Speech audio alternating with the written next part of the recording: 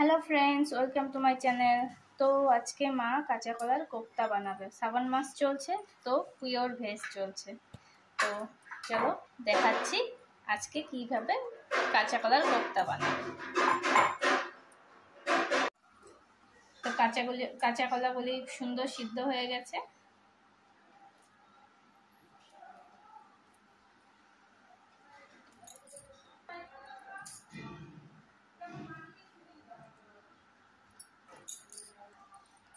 তো মায়ের মধ্যে আলুও সিদ্ধ হয়ে গেছে, আলুও দিবে।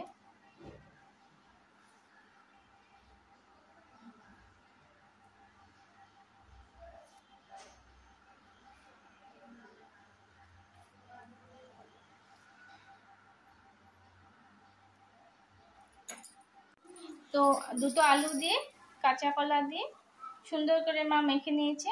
হলুদ, লবণ আর টেস্ট অনুযায়ী মিষ্টি দিয়ে নিয়েছে, আর অল্প পরিমাণে ময়দা দিয়েছে। তো অনেকে বেসনও দেয়, বেসন দিলেও ভালো লাগে। তো আজকে মা ময়দা দিয়েই বানাচ্ছে। তো এখন মা এটা ভেজে নিবে। তো এখন বড়া ভাজা হয়ে গেছে, এখন মা বড়াটা উঠিয়ে নিবে, তারপরে সবজিটা বানাবে।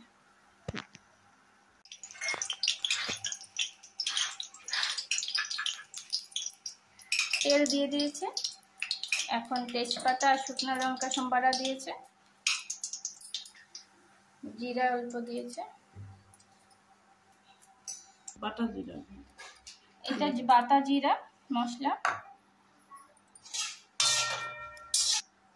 আর এখানে আদা বাটা। তো মশলা এখন ছেড়ে দিবে মা।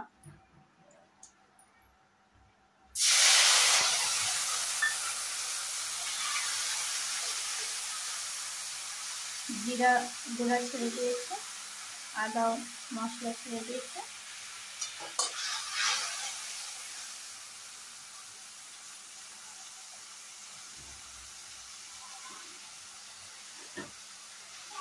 পরিমাণ মতো লবণ দিবে,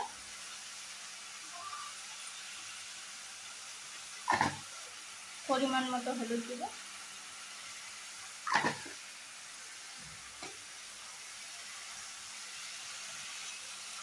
অল্প চিনি দিবে। যারা চিনি খায় না তারা না দিলেও হবে।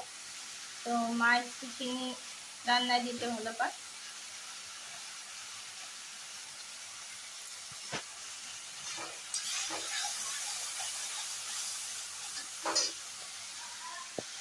অল্প লঙ্কার গুঁড়া দিয়ে দিবে।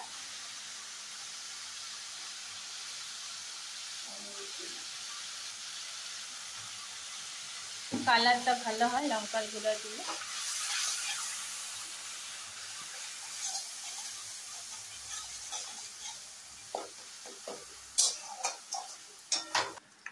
লঙ্কাটা সুন্দর করে মা দুম করে কেটে দিচ্ছে।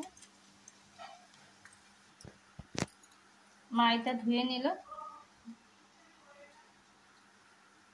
তাহলে বিচিটা বেশি হয় না, মুখে দানা দানা লাগে না।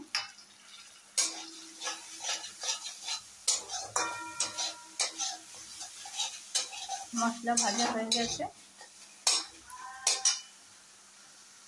সুন্দর কালার এসে গেছে মশলাতে।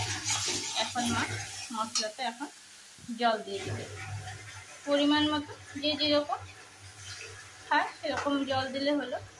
আজকে কোপ্তাটা একটু জল টেনে নেয় তো বড়াতে, তার জন্য মা একটু জলটা বেশি দিবে।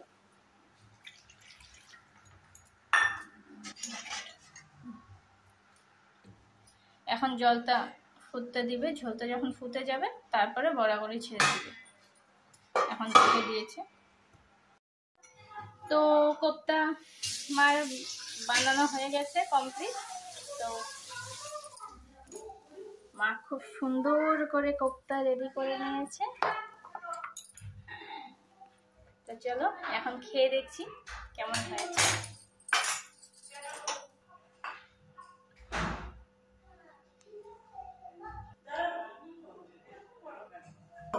দেরি হয়ে গেছে ভাত খেতে। খেতেও অসাধারণ টেস্টি হয়েছে। তো আমি যে রেসিপি বলেছি মা যেভাবে বানিয়েছে তোমরাও বানাও। বানিয়ে বলো কেমন হয়েছে। চলো বাই বাই।